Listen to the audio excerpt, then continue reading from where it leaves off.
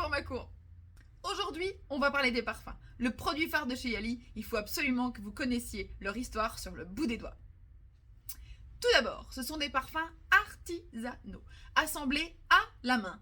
Nous avons la chance d'avoir des nez qui travaillent avec nous chez Yali et qui vont pouvoir, comme des grands chefs de cuisine, déceler chaque petite note de chaque recette.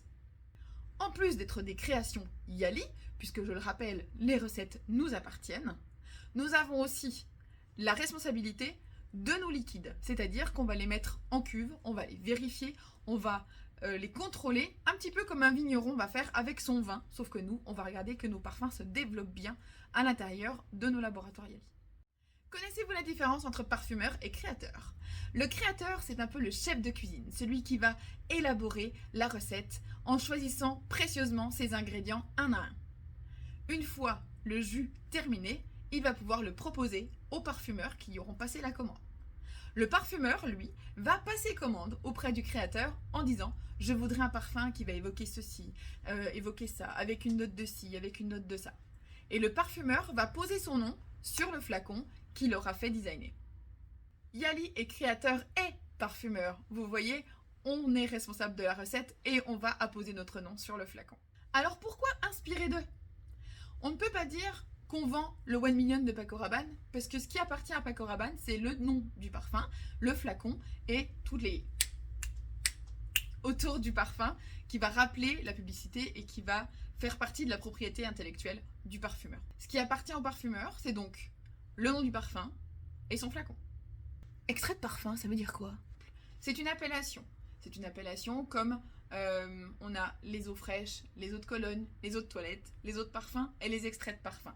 Ce qui change là-dedans, c'est la concentration en essence. Ça veut dire que nos parfums vont avoir une concentration en essence qui va être entre 25 et 35%, contre les eaux de parfum qui vont être, elles, un peu moins concentrées, autour des 18%.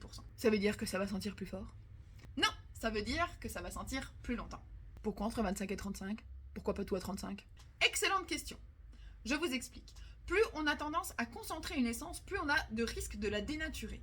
C'est pour cela que certains de nos parfums vont être concentrés à 25% et d'autres à 35%. Pourquoi 35?